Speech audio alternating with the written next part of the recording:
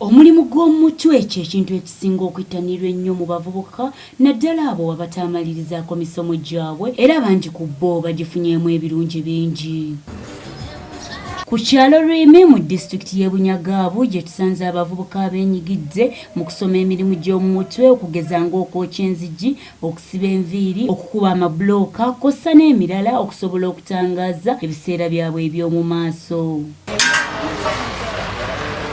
Abavubuka bano bagamba nti engeri gye kiri nti tebasoma kugenda kiwanvu basalawo okwettanira emisomo gino egy'omu mutwe kibayambeko okwetangira mu bikolwa ebikyamu okugeza ng'okunywa enjaga, obubbi ssaako n'ebirala. Ensinga nto bagenzi bange barawula porogulaamu nkenu omugisa gulo bejumbire n'abajoyininge instead okugenda mu bintu ebindi kulya ameirungi, kunywa amarwa, kujja kusisikara okwo. Lero mulanga abazaire mutwekera abaana beje basome ebintu by'emikono. Ebintu by'emikono bintu by'omugaso muno. Omwana ko omwegeseze ekintu ky'omukono noba bamuha future investment.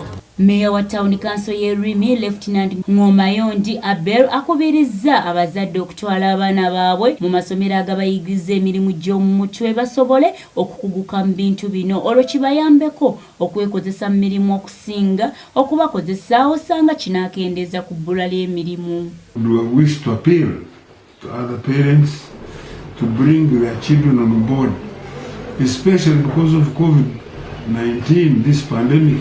We have a number of children in the village who are redundant because they have no skill. So they should take advantage of this program so that they get skills and they start working, they start employing themselves other than looking for employment.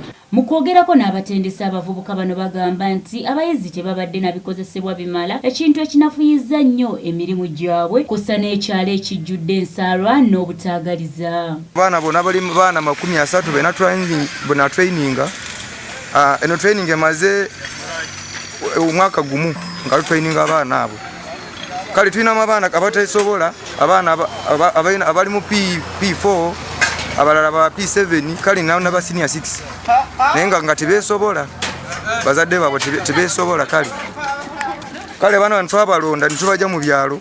Bo abayizi abatendekeddwa batubulidde be bayize mu musomo guno era ne bakubiriza ne bavubuka bannaabwe okwettaniranga emisomo nga gino singa omukisa gubaguze mu kitundu kyabwe. Tazin would able kukola akasente nange tinkusobola kusabiriza oba bazaire oba musaidi niso kwekola sente zange nikasoma ebyengalo.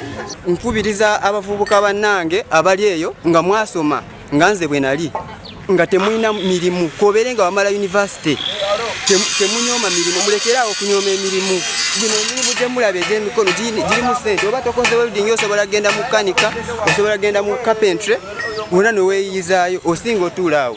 Nze njagala mbakakasa nti gino emirimu gye tukola egirimu sente ezisinga n'abo abali mu ofiisi. Edith Nabagereka ne Sarah Nakandi ku STV Select ey'enjawulo.